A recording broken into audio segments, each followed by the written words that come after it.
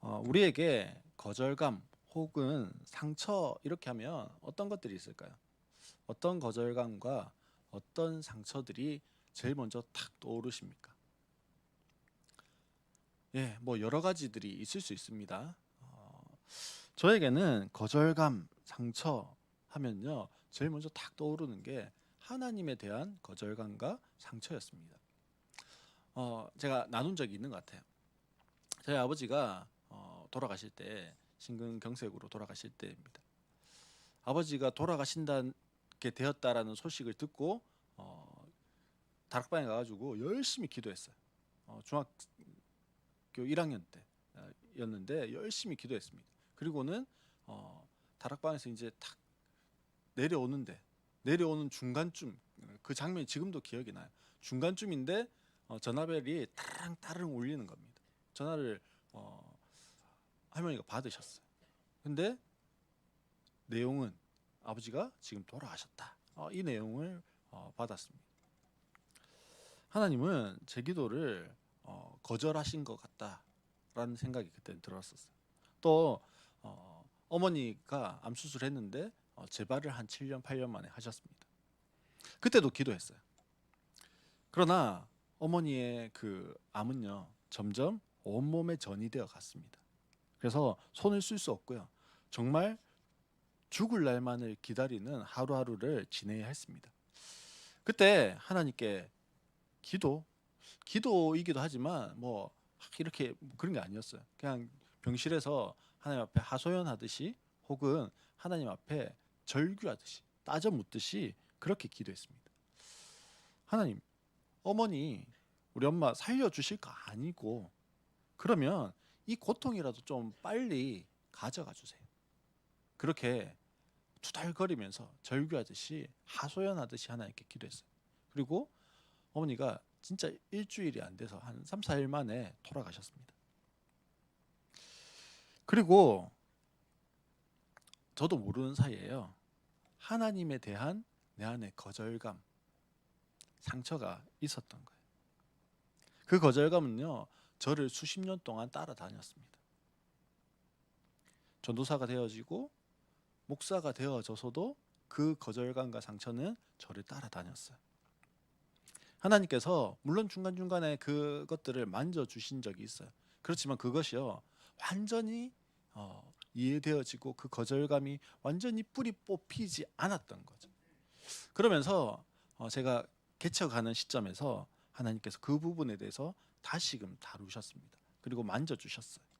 그리고 말씀하시면서 지금은요 사실 그 전까지는 사람들에게 이런 이야기도 잘 안 했었어요. 근데 나눌 수 있는 겁니다. 나눌 수 있다는 건 이제 그래도 어느 정도 치유가 되어졌기 때문에 나눌 수 있는 거겠죠. 오늘 본문에 보면요. 예수님이 기도하는 장면이 나옵니다. 그 기도의 내용을 보면 39절에 이렇게 말씀합니다. 예수께서는 조금 더 나아가서 얼굴을 땅에 대고 엎드려서 기도하셨다. 나의 아버지여 하실 수만 있으면 이 잔을 내게서 지나가게 해 주십시오라고 그렇게 기도하고 있어요. 지금 예수님이 기도하고 있는 대상이 누굽니까? 나의 아버지라고 기도하고 있어요. 나의 아버지. 자녀를 가진 부모가 다 뭐 아버지뿐 아니라 어머니도 그렇고 부모들이 다 그렇잖아요. 자녀가 뭐 해달라고 하면 다 해주고 싶습니다, 사실. 안 해주고 싶은 부모가 어디 있겠어요? 내가 못 해주지만 어떻게 해서든지 해주고 싶은 것이 부모의 마음이에요. 근데 예수님이요 지금 나의 아버지 이러면서 부르고 있어요. 나의 아버지가 어떤 아버지냐면요 하나님 아버지입니다. 하나님 어떤 분이시냐면 모든 것을 창조하셨다. 성경에 보면 그렇게 말씀합니다. 그리고 지금 이 모든 우주 만물을 지금도 여전히 하나님의 그 말씀대로 운행하고 계시는 분이에요.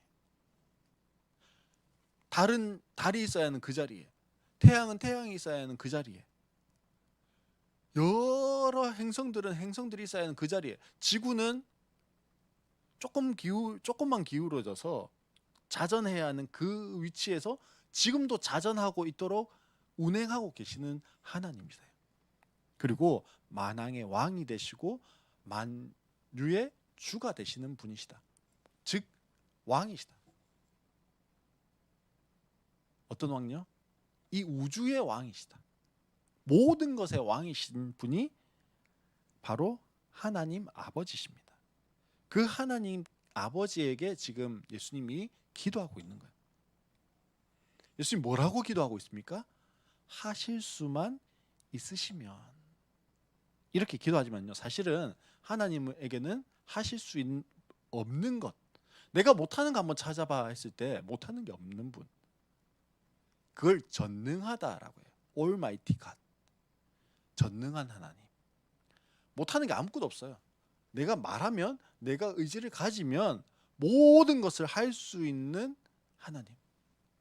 예를 들어 봅시다. 이재용 회장이 있는데 이재용 회장이 못하는 게 뭐가 있을까요? 마음을 먹으면 자녀에게 차를 사주고 싶다, 집을 사주고 싶다, 세계 일주를 시켜주고 싶다. 만약에 마음을 먹으면 못하는 게 뭐가 있을까요?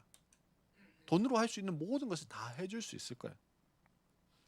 그 이재용 회장에게 자기 자녀가 아빠 할 수만 있으면 나한테 1,000만 원만 주실래요? 만약에 이렇게 하면 이건 어떤 걸까요? 되게 기분 나쁜 거예요. 아니, 아빠의 능력은 그것밖에 몰라? 내가 어떤 아빠인지 몰라? 이렇게 이야기할 거예요, 사실은. 근데 하나님에게 예수님이 할 수만 있으시면, 그렇게 이야기하는 거예요. 어떤 하나님께요? 불가능이 없는 하나님께. 39절 말씀에 보면요, 예수님이 지금 하나님 앞에, 하나님 할 수만 있으시면 이 잔이 지나가게 해주십시오, 이렇게 막 기도하고 있는 것처럼 보입니다. 그러나 예수님은 하나님과 늘 교제하셨던 분이에요. 그런 관점에서 39절을 보면요, 지금 기도하고 있는 것이 아니라 사실은 뭐하고 계실까요? 대화하고 계시는 거예요. 그래서 아버지, 그래, 하실 수만 있으면 이 잔이 내게서 지나가게 해주면 안 될까요? 묻고 있어요.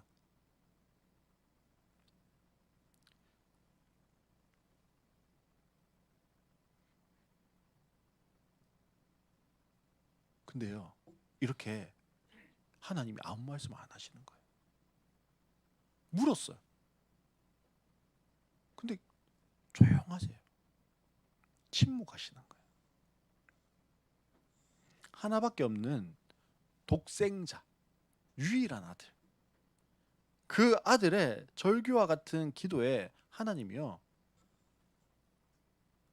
아무 말씀을 안 하시고 침묵하고 계시는 거예요. 왜 침묵하실까요? 제가 아내랑 이야기할 때 침묵할 때가 있습니다. 주로 침묵을 많이 합니다. 우리 강원 형제님이 지휘자매님과 이야기할 때 침묵할 때가 있어요. 어떨 때 침묵하십니까? 예, 그럴 때도 있지만 분리할 때 침묵합니다. 지금 하나님이요, 할 말이 없으신 거예요. 하실 수만 있으면 이 잔이 내게서 지나가게 해주십시오. 근데 하나님 침묵하고 계시는 거예요. 하나님이 가지고 계시는 여러 가지 방법들, 그 가운데 예수님 자신이 십자가를 지지 않고 인간을 구원할 수 있는 다른 방법, 다른 여러 가지 방법들이 있는데, 그걸로 하실 수 있으면 나 이거 안 하게 해주세요, 그 말인 거예요. 근데 하나님의 대답이 뭐라고요? 그거 말고는 길이 없어.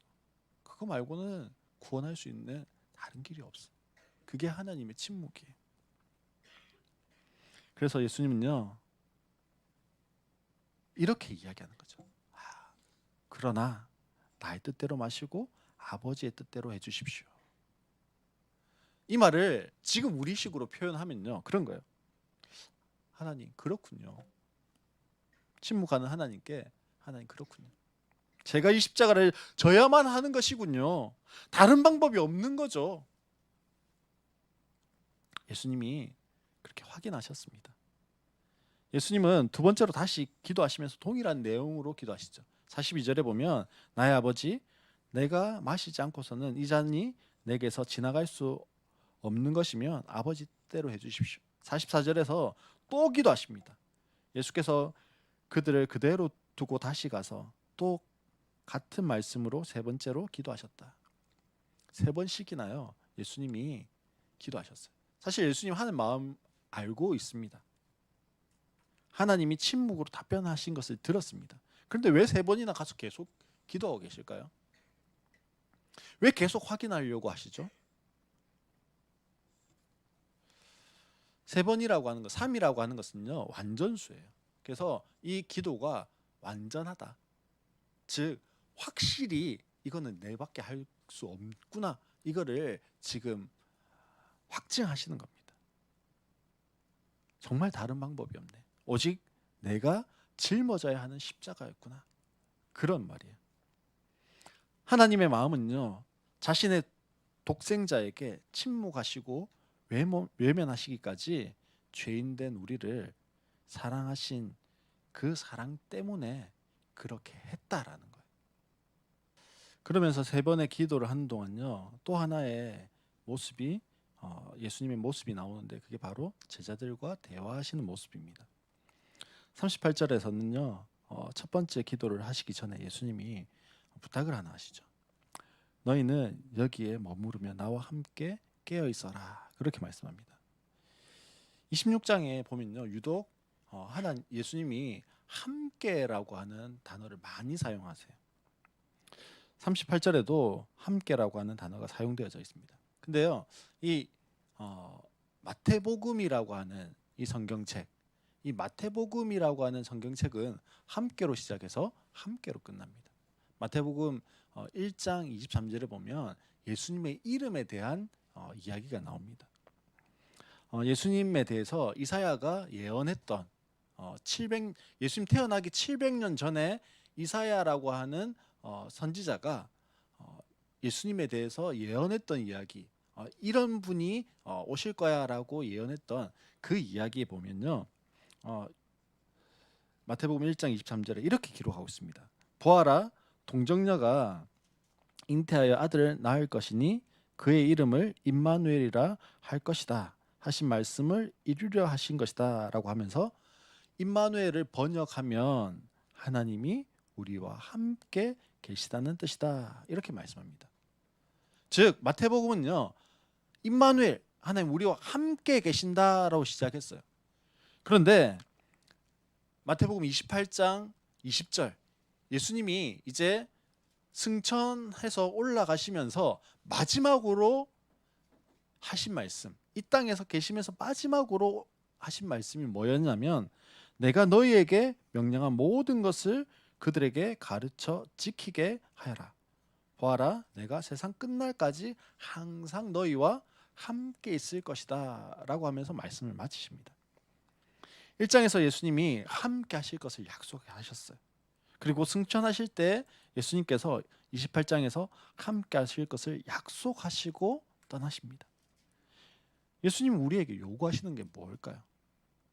우리가 이렇게 교회에 왔는데요 우리에게 예수님 요구하시는 게 뭐죠? 야, 너 돈 많이 벌어가지고 더 많이 희생해가지고 더 많이 봉사해. 그런 걸까요? 내가 예수님을 위해서 뭔가 더 많이 해야, 더 많이 드리고 더 많이 헌신하고 노력하고 해야 그래야 될 것 같아. 그런 생각이 우리에게 있어요. 사실 이게 뭐예요? 우리 편에서 그렇게 이해했을 뿐이에요. 그러다 보니 그 마음을 이렇게 이용하는 뭐가 많이 나옵니까? 예, 이단들이 많이 나오는 거예요. 이야기하죠. 왜 그렇게 불교에 혹은 뭐 다른 종교에 이단이 그렇게 없는데 왜 유독 기독교에는 그렇게 이단이 많지? 생명이 있으니까요. 그래요. 우리가 예수님에 대해서 하나님에 대해서 잘못 이해하고 있는 겁니다. 예를 들어서 어떤 부모가요 자식이 있어요. 첫째 자식은 내 노후 연금으로 내가 키워야지. 뭐 이렇게 이야기 생각하고, 둘째는 내가 이제 늙으면 내 건강을 책임져 줘야 되니까 둘째 자식은 내 건강을 위해서 의사를 만들고, 뭐 이렇게 하면서 자녀들을 키우는 부모가 있을까요? 자식을 위해서 써먹는 용돈 혹은 도구 정도로 생각하는 그런 부모가 없어요. 그렇게 생각하면서 자녀를 키우는 부모가 아무도 없는 거죠. 함께 한다는 것은요, 우리가 지금 여기에 함께 모여 있잖아요. 뭐 이런 의미도 있어요. 근데 함께 한다는 것은요, 더 친밀한 관계를 의미하는 겁니다. 함께라고 하는 이 단어는요, 이렇게 이해하면 돼요. 마주보다, 마주하다. 예, 아주 어색한 사이에도 서로 마주 봅니다. 근데 또 어떤 사이에도요, 아주 친밀한 사이에도 서로 마주 봅니다. 어색한 사이는 좀 대신에 멀찍이 떨어져 있겠죠. 근데 아주 친밀한 사이는 이마를 맞대면서, 머리를 맞대면서 마주 보고 있는 거죠. 유명한 신학자들이 많았어요. 그 중에 21세기에 유명한 신학자라고 하는 로안 윌리엄스라고 하는 신학자가 있는데요. 뭐 이 사람 몰라도 돼요. 근데 이 사람이 기도라고 하는 것을 이렇게 정의했습니다. 기도는 내가 하나님과 마주하는 것이다. 여러 가지로 이야기할 수 있지만 기도를 어떻게 해요? 하나님과 마주하는 것이다. 그러니 하나님과 마주해서 뭐 하겠습니까? 이야기하는 거죠. 지금 예수님은요, 제자들과 마주하고 싶어 하십니다. 마주 앉고 싶어 하십니다. 제자들에게 마주 앉자라고 말씀하고 계시는 거예요. 그런데 제자들은 40절에 보면요, 제자들에게 와서 보시니 그들은 자고 있었다라고 그렇게 기록하고 있습니다. 예수님은 지금 제자들에게 함께 하기를 원하시는데 함께 하지 않는 제자들을 보고 계시는 거예요. 나와 함께 깨어 있자라고 이야기하는데 자고 있는 제자들. 예수님이 어떤 마음이실까요? 제자들에게 거절당하는 거죠, 사실은. 그 마음이 어떠실까요? 근데 제자들은요, 왜 이렇게 자고 있을까요? 왜 잘까요? 왜 함께 하지 못하죠? 깨어 있지 못하기 때문에 그렇죠, 사실은. 예수님이 기도하시기 전에 깨어 있으라 부탁하셨어요. 그리고 자고 있는 제자들을 보시고 한 번 더 부탁하시죠. 41절에 보면 시험에 빠지지 않도록 깨어서 기도하여라. 시험 자고 있으면 뭐 한다고요? 시험 든다고요. 창세기 22장에 보면요, 1절에 하나님이 믿음의 조상이라고 하는 아브라함, 저 팔레스타인 지역에서 데리고 와가지고 지금 지금의 이스라엘이 있는 그곳에 가나안 땅에 데리고 와 있는 그 아브라함에게 무엇을 요구하시냐면요, 창세기 22장 1절에 보면 하나님이 아브라함을 시험해 보시려고 그를 부르셨다, 이렇게 말씀합니다. 하나님이 아브라함을 부르셔서 시험하시겠대요. 어떤 시험을 하실까요? 자신의 하나밖에 없는 아들, 이 하나밖에 없는 아들도요, 언제 낳은 거냐면 모두가 불가능하다, 가능성이 제로다 할 때 낳은 아들이에요. 성경은 이 아들을요, 내가 100세에 낳았다. 몇 살이에요? 100세. 100살에 낳은 아들이에요. 100살에 낳은 아들이면 얼마나 귀할까요? 말할 수 없어요.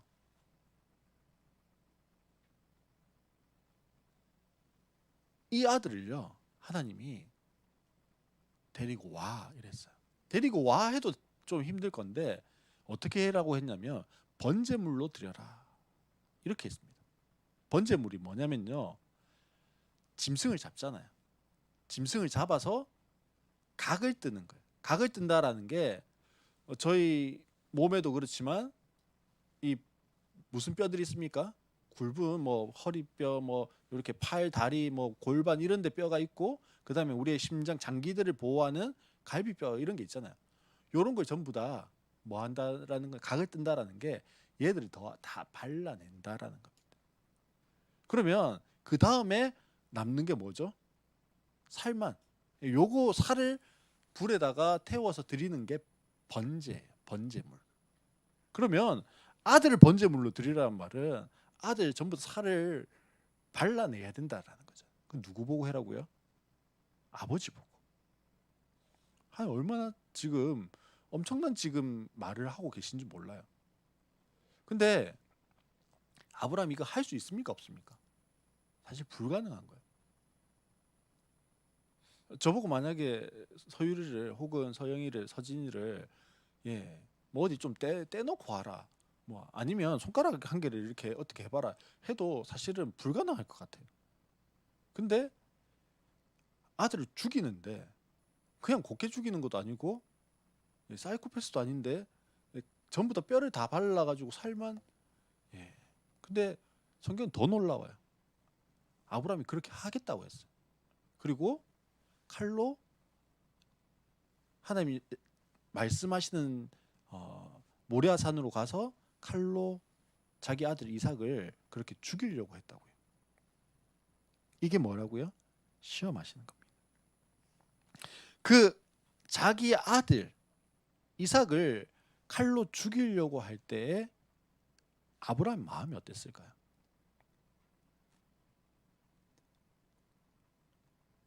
그 아브라함의 마음, 무너져 내리는 그 마음을 어떻게 표현할 수 없을까요?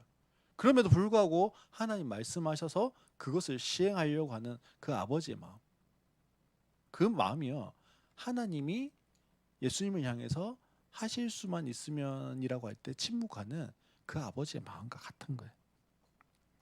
예수님이 제자들에게 깨어 있으라는 것은요, 단순히 육체적으로 잠자지 마라, 예배 시간에 잠자면 안 돼, 뭐 이거 아니에요. 요한계시록 16장 15절에 보면요, 이 사도 요한, 예수님이 가장 사랑하셔서 예수님 배, 팔 뭐 이런 거 비고 누워서 밥 먹던 그 요한이 기록했는데요, 이렇게 기록합니다. 보아라, 내가 도둑처럼 올 것이다. 깨어 있어서 자기 옷을 갖추어 입고 벌거벗은 몸으로 돌아다니지 않으면 자기의 부끄러운 데를 남에게 보이지 않는 사람은 복이 있다. 이렇게 말씀하면서 야, 깨어 있어야 돼 라고 경계하시면서 하신 말씀입니다. 예수님이요, 마지막 때 재림하시는데 어떻게 재림하신다고 말씀하시냐면 도둑처럼 언제 어떻게 오실 줄 모른다라는 거예요. 그러니 깨어 있어라, 그렇게 말씀하십니다. 근데 우리의 원수 사단 마귀도요, 성경에 보면 우는 사자와 같이 두루 다니며 삼킬 자를 찾고 있다라고 말씀하십니다. 사단이 그냥 가만히 있는 게 아니에요. 두루 다니며 삼킬 자를 찾는 거예요. 그러니 우리가 신앙생활 하다가 교회를 다니고 예배를 드리고 하나님께 기도하고 하다가 우리 마음 가운데 부디어지고 섭섭한 마음이 들어오면 그걸요, 귀신이 어떻게 알아차립니까? 귀신같이 알아차리고요, 그 마음 가운데 더 큰 섭섭함, 더 큰 미움, 더 큰 분노를 우리에게 다 가져다 줍니다. 그래서 시험에 들어서 뒤로 나자빠지게 만드는 거예요. 요즘 하는 말로 뭐 받았어요? 마상. 마상이 뭘까요? 마음에 상처받았다, 이걸 줄여가지고 마상이라고 그러죠. 마상 받는 거예요. 그러니 우리가 얼마나 깨어 있어야 하는지 모르는 거예요. 여기서 예수님이 깨어 있어라 라고 할 때요, 명령형으로 써놨어요.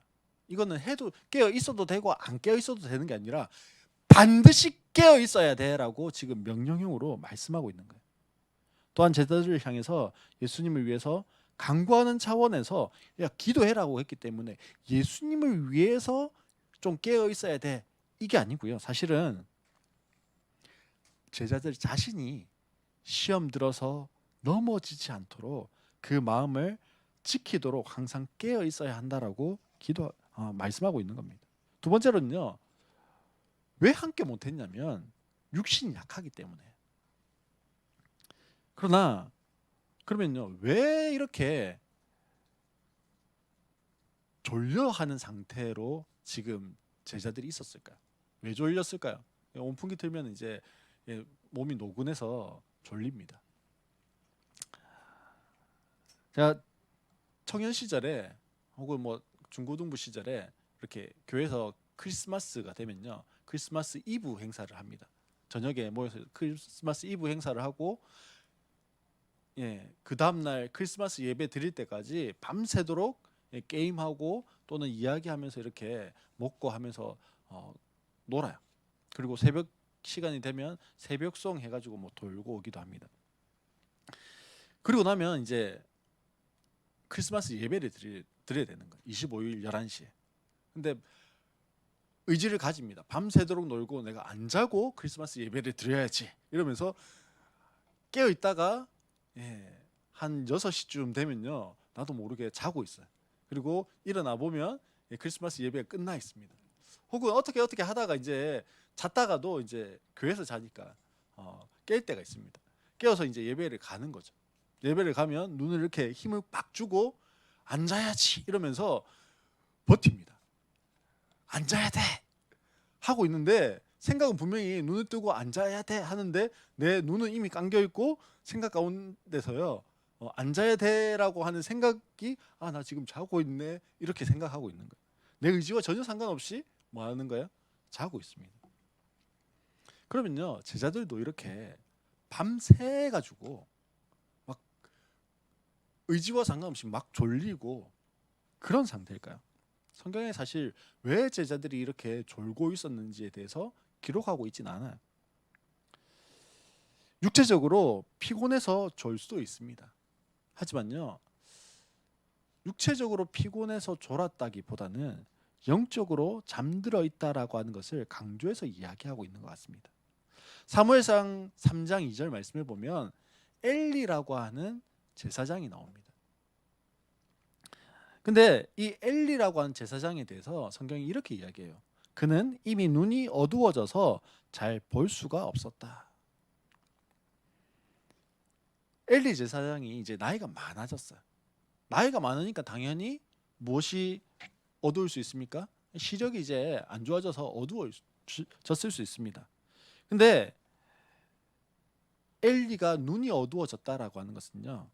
영적으로 눈이 어두워졌다라고 하는 의미를 가지고 있습니다. 왜냐하면 하나님이 아이 사무엘을 부르십니다. 사무엘이 자고 있는데 하나님이 부르시죠. 사무엘아 부르셨어요. 그랬더니 사무엘이 하나님이 말씀하시는 그 하나님의 음성을 처음 들었어요. 그래서 당연히 누가 부르는 줄 알았을까요? 엘리 제사장이 부른 줄 알고 엘리 제사장 방에 가서 제사장님 저를 부르셨습니까? 이랬더니 부른 적 없는데 가서 자 이랬어요. 또 두 번째 하나님이 또 사무엘을 부르셨어요. 사무엘아 부르셨어요. 그랬더니 이번에도 사무엘이 어디로 갔을까요? 엘리 제사장에게 갔습니다. 그래서 제사장에게 제사장님 저 부르셨어요 라고 했더니 사무엘을 향해서 엘리 제사장이 나 부른 적 없어 가서 자 이랬어요. 또 부르셨어요. 하나님이 사무엘아 부르셨어요. 또 누구에게 갔을까요? 엘리 제사장에게 갔습니다. 그리고 엘리 제사장이 그때서야 하나님이 지금 사무엘을 부르시는 거구나. 그래서 이야기해줘요. 다음에 또 너를 부르면 이렇게 이야기해라. 말씀하옵소서 주의 종이 듣겠나이다. 그러면 하나님이 너에게 말씀해 주실 거야. 이렇게 하나님이 지금 이 아이를 향해서 말씀하려고 부르시는지 그런 것조차 제대로 분별할 수 없는 그런 영적으로 눈이 어두운 사람이었다라는 거예요. 이처럼 제자들도 영적인 잠에 빠져 있었습니다. 41절에 예수님은 제자들을 향해서 마음은 원하지만 육신이 약하구나 그렇게 말씀합니다. 이 구절을 우리가요 하지 못하는 것을 합리화하려고 할 때 잘 사용하는 구절입니다. 예를 들면 그런 거예요. 주일 예배 오려고 했는데요. 마음은 원하지만 육신이 약해서 못 왔어요. 결석을 뭐 하려고 할 때요? 합리화하려고 할 때 사용합니다. 하지만 여기에서 마음이라고 쓰여져 있는 헬라어 단어, 이 헬라어 단어가요, 푸뉴마라고 하는 단어가 쓰여졌는데 영혼, 뭐 혹은 성령, 뭐 이런 뜻을 가지고 있습니다. 오늘 여기 번역되어 있는 것처럼 마음이라고 하는 단어로 번역될 수도 있어요. 근데 반대로 육신이라고 하는 이 단어는요, 뭐 우리 뼈, 살과 육체 혹은 몸, 뭐 이런 뜻을 가지고 있습니다. 그래서 문맥에 따라서 해석해 보면요, 죄악된 자연의 본성을 가진 우리는 뭐 하는 거예요? 약하지만 성령은 뭐 합니까? 그 반대되는 것을 원한다라는 거예요. 우리가 더욱 깨어 있어야 하고 시험에 들지 않게 기도해야 하는 이유가 이러한 시험과 유혹이 오늘을 살아가는 우리에게도 끊임없이 일어나기 때문에 그래요. 우리가 이 영적인 싸움에서 이기기 위해서는 성령의 원하심을 따라서 우리의 제약된 본성을 이겨야 하는 겁니다. 근데 성령을 따라서 행한다, 죄악된 본성을 이긴다, 뭐 이런 게 다 쉽지가 않아요. 왜냐하면 제자들이 졸고 있는 바로 그 시각요, 또 다른 제자 가룟 유다는 뭐 하고 있었을까요? 또 다른 제자였던 가룟 유다는요, 안 졸았어요. 예수님을 대제사장들에게 넘겨주기 위해서 얼마나 분주하게 대제사장들과 신호를 정하고 뭐 이러면서, 내가 입맞춤 안고 입맞춤하는 그 사람이 예수님이에요, 그 사람 잡으면 돼요, 뭐 이러면서 얼마나 열심히 했는지 모릅니다. 악을 도모하는 자들은요, 얼마나 열심히 움직이는지 모릅니다. 사단의 세력은 얼마나 바쁘게 움직이고 있는지 모릅니다. 사랑하는 성도 여러분, 함께 하자는 예수님의 요청에 한 시간도, 아주 짧은 시간도 함께 할 수 없었던 제자들, 자기들의 약함이 그대로 드러나고 성령을 따라 행하며 깨어 있는 것이 아니라 우리의 제약된 육체 본성을 따라서 나의 약해서 나는 약해서, 나는 그렇게 이야기하면서 나자빠지는 우리들의 모습입니다. 그런 우리들에게 예수님은 뭐라고 말씀하십니까? 46절 말씀에 보면 일어나 가자라고, 그렇게 오늘 성경 말씀에 보면 기록하고 있습니다. 개역 개정판에서는요, 일어나라 함께 가자라고 번역하고 있습니다. 예수님은 우리를 너무 잘 아십니다. 마음은 원하지만 육신이 약하구나를 너무 잘 아십니다. 그래서 우리의 삶에서 깨어 있지 못하고 졸고 넘어지고 깨어지는 것을 아시는 분이에요. 우리가 거룩한 습관을 만들자고 했지만 여전히 잘 되지 않아요. 그러니 예수와 함께 일어나라는 겁니다. 그러니 성령의 힘으로 일어나라는 겁니다. 그러니 육체의 약함을 넘어서 일어나라는 거예요. 사랑하는 성도 여러분, 혹시 내 삶의 자리에 주저앉아 있지는 않습니까? 내 삶의 자리 가운데 그냥 마치 태어나면서 안진뱅이 된 자와 같이 그 자리에 그대로 머물러 있지는 않습니까? 나는 원래 그래, 그렇게 나를 여기며 주저앉아 있지는 않습니까? 맞습니다. 나는 원래 그럴 수 있습니다. 나는 결단도 약하고 나는 성취도 약합니다. 주저앉아 있는 나의 모습이 영혼 없는 것 같은 그런 모습일 수도 있는 거예요. 그런데 에스겔의 마른 뼈에게 하나님을 대신해서 대언할 때 그 마른 뼈들이 살아납니다. 하나님의 군대로 일어나게 되어집니다. 예수님 우리를 향해서 말씀하고 계십니다. 어떻게 말씀하십니까? 일어나라 라고 말씀하십니다. 우리의 주저앉아 있는 삶의 영역들을 향해서 선포하시는 거예요. 일어나라고. 그리고 함께 가자고 말씀하십니다. 우리 혼자서 기도하라는 것이 아니에요. 우리 혼자서 내 삶에 무너져 주저앉아 있는 그곳에서 일어나라고 채근하시는 것이 아니라 함께 손잡아 주시며 마주 앉아 있기를 원하십니다. 그리고 위로하시고 격려하시며 안아주십니다. 사랑하는 성도 여러분, 이 외침이 우리의 소망이 되기를 원합니다. 일어나라, 함께 가자.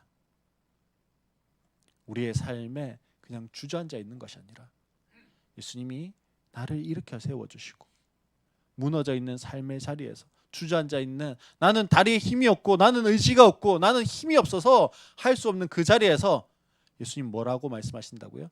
일어나라. 그렇게 그냥 일어나라고 채근하실 뿐 아니라 우리의 손을 끄집어 당겨서 마치 우리의 지팡이가 되어주시고 디딤돌이 되어주셔서 우리를 일으켜 세우시고 함께 가자. 내가 너와 함께 있어 줄게. 말씀하시는 그 주님께 오늘도 우리가 함께 일어서고 함께 나아갈 수 있는 우리 모든 성도님들 되시기를 주의 이름으로 축원합니다.